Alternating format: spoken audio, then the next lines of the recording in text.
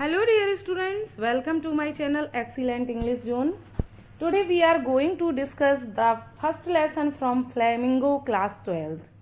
The lesson is The Last Lesson, written by Alphonse Daudet, who was a French novelist and short story writer. This lesson is set in the days of the Franco-Prussian War, in which France was defeated by Prussia, led by Bismarck.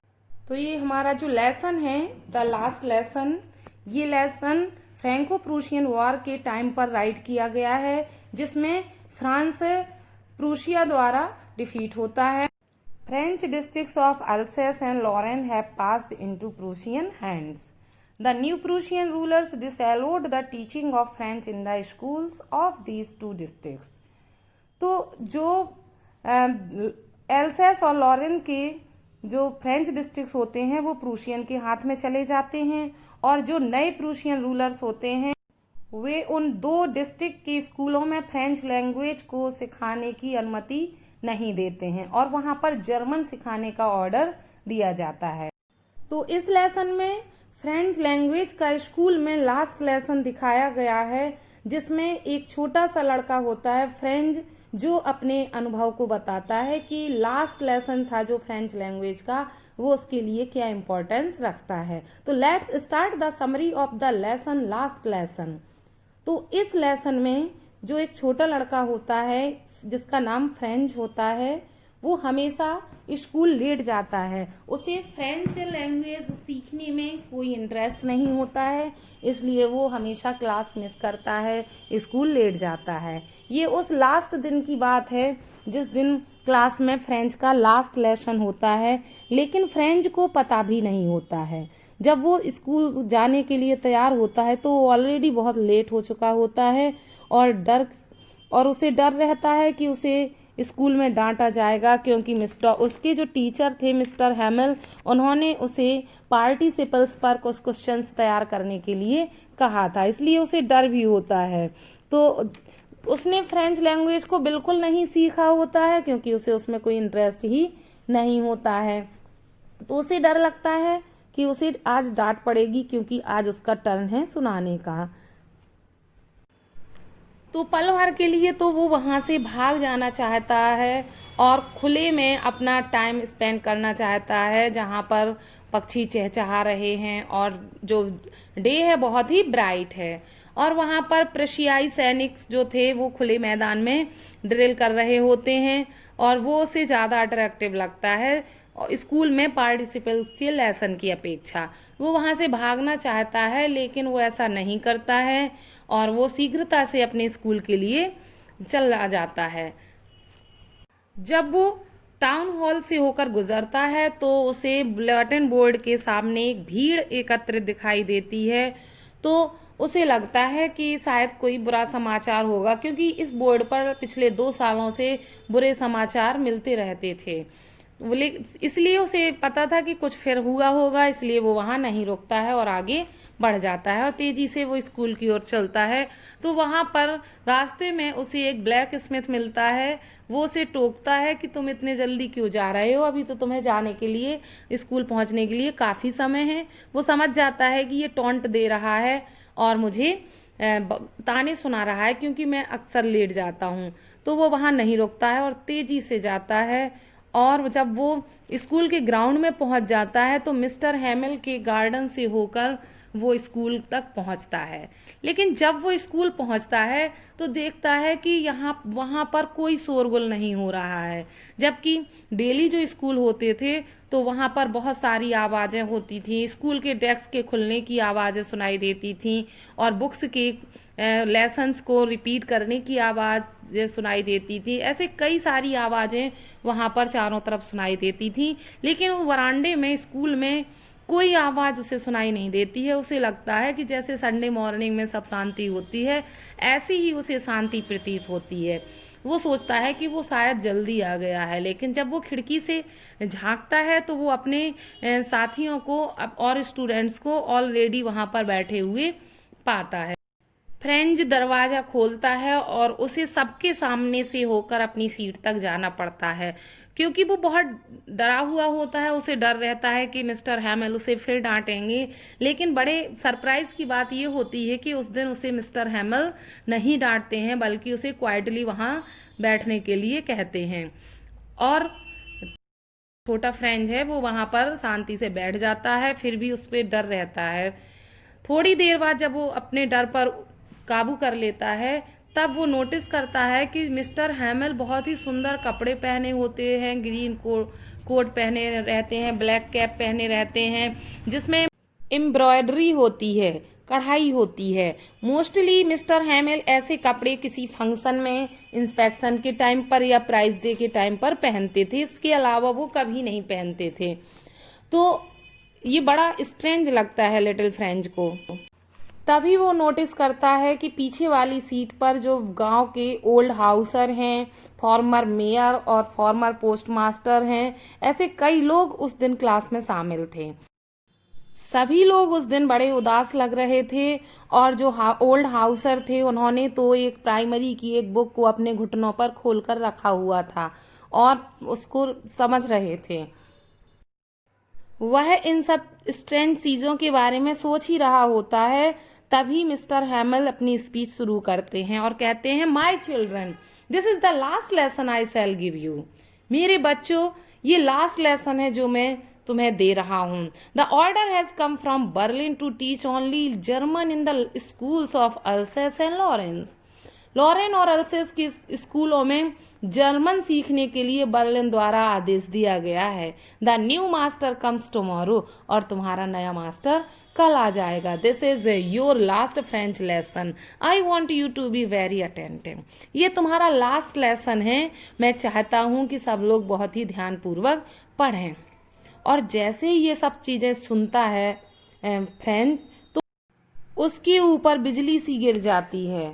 वह समझ जाता है कि शायद यही समाचार जो town hall के बुलेटिन बोर्ड पर लगा था, इसलिए वहां पर भीड़ थी। वो समझ जाता है और उसे अफसोस होने लगता है कि उसने अभी तक फ्रांसीसी भाषा सीखी ही नहीं है और उसने कभी इसके पाठ याद नहीं किए। वो हमेशा अपना सारा टाइम पक्षियों के अंडे ढूंढने में लगाए रहता था और घूमने में लगाए रहता था।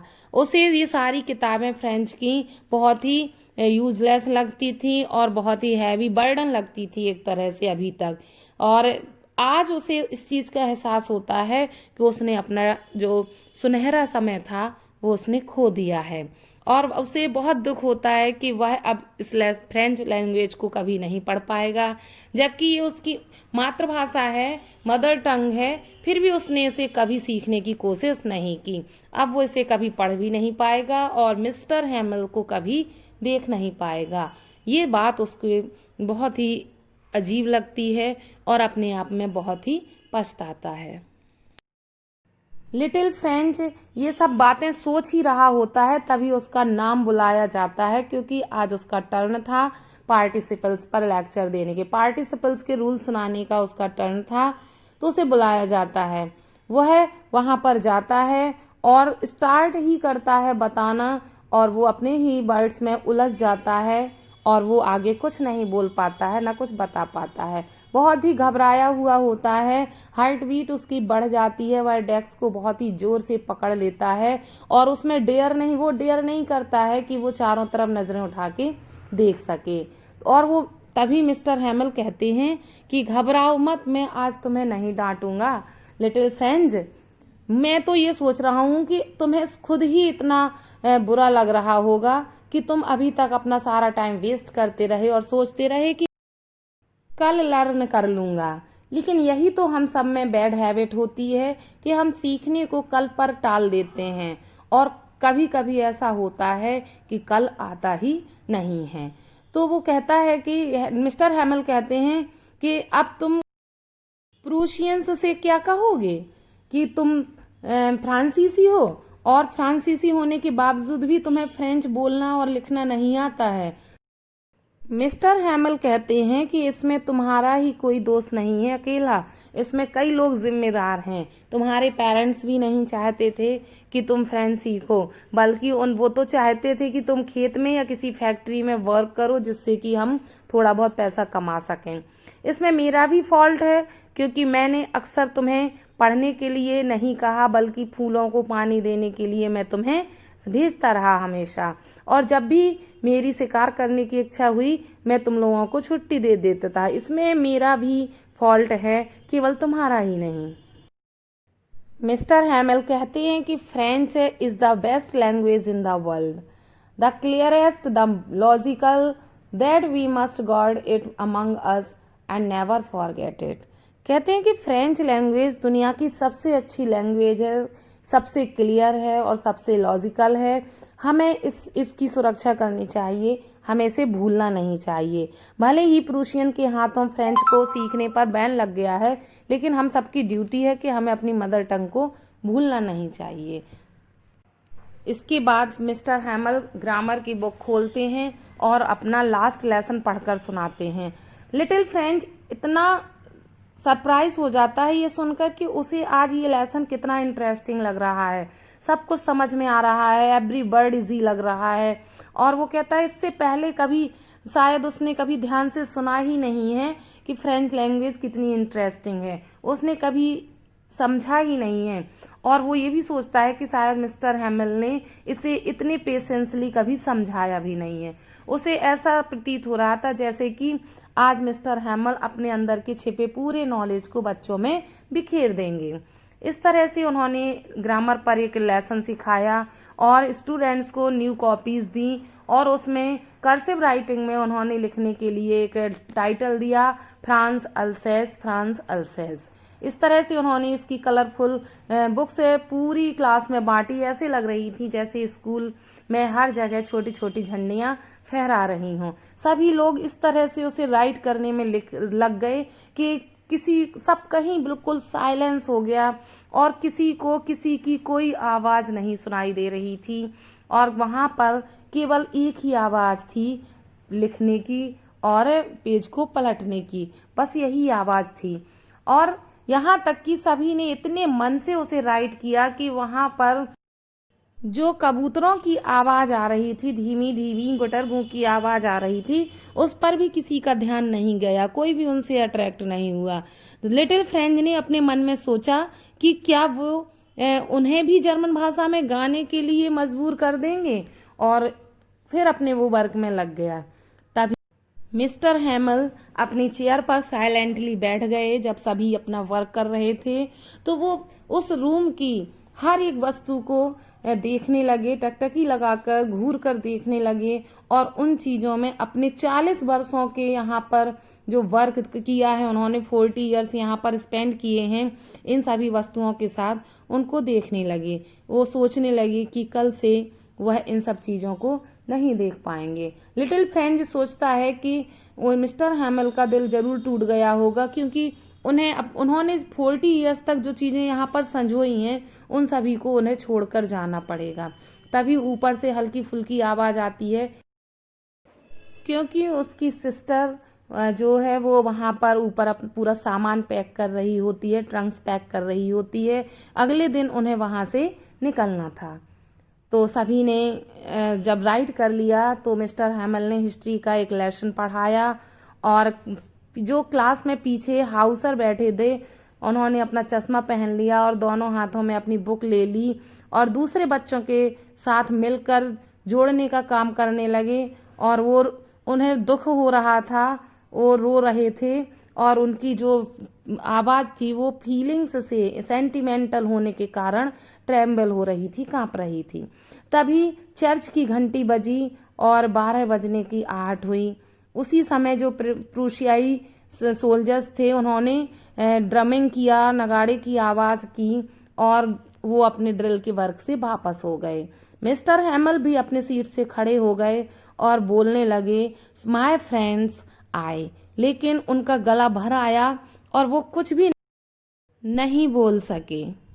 उन्होंने ब्लैक बोर्ड की तरफ अपना फेस कर लिया, क्योंकि वो बोल नहीं पा रहे थे, इसीलिए उन्होंने लिख कर अपने एक्सप्रेशंस को, अपनी फीलिंग्स को व्यक्त किया। उन्होंने बड़ी बड़ी राइटिंग में वहाँ पर लिख दिया, वाइव लाव France means long live France, France हमेशा जीवित रहे। इस तरह से उन्होंने अपनी फीलिंग्स को व्यक्त करते हुए उस क्लास का एंड किया, क्लास ओवर हो गई। और यह मिस्टर हैमल का उस दिन का लास्ट लेक्चर था, जो एक फ्रेंच लेक्चर था, लिटिल फ्रेंच के लिए भी लास्ट लेसन था। तो इस तरह से राइटर अल्फोंस डडेट लिटिल फ्रेंच के फ्रेंच लैंग्वेज की लास्ट लेसन के एक्सपीरियंस के बारे में हमें बताते हैं कि उसने अपने लास्ट लेसन को कितने मन से पढ़ा। उस दिन उसे वह लैंग्वेज बहुत इजी लग रही थी और वह अपनी मिस की गई क्लासेस पर दुखी हो रहा था। इस लेसन के थ्रू राइटर हमें ये बताना चाहते हैं कि जब तक कोई वस्तु हमारे पास होती है हम उसकी वैल्यू नहीं करते हैं, लेकिन उसका इम्पोर्टेंस तो तभी पता चलता है जब हम उससे दूर हो जाते हैं। ऐसा ही लिटिल फ्रेंच के साथ होता है। जब तक उसकी क्लासेस रहीं उसने कभी अटेंड नहीं की, लेकिन जब उसका लास्ट लेसन था तब उसे फ्रेंच लैंग्वेज के इम्पोर्टेंस का पता चला। तो हमारा ये चैप्टर कंप्लीट होता है। इस चैप्टर को मैंने लाइन बाय लाइन हिंदी में समराइज किया है। तो आई होप आपको ये चैप्टर की समरी समझ में आई होगी, चैप्टर समझ में आया होगा। वीडियो अच्छा लगा हो तो वीडियो को लाइक करें, अपने फ्रेंड्स को ज़्यादा से ज़्यादा शेयर करें। अगर आप मेरी चैनल पर नए हैं तो चैनल को सब्सक्राइब करें। Thanks for watching video.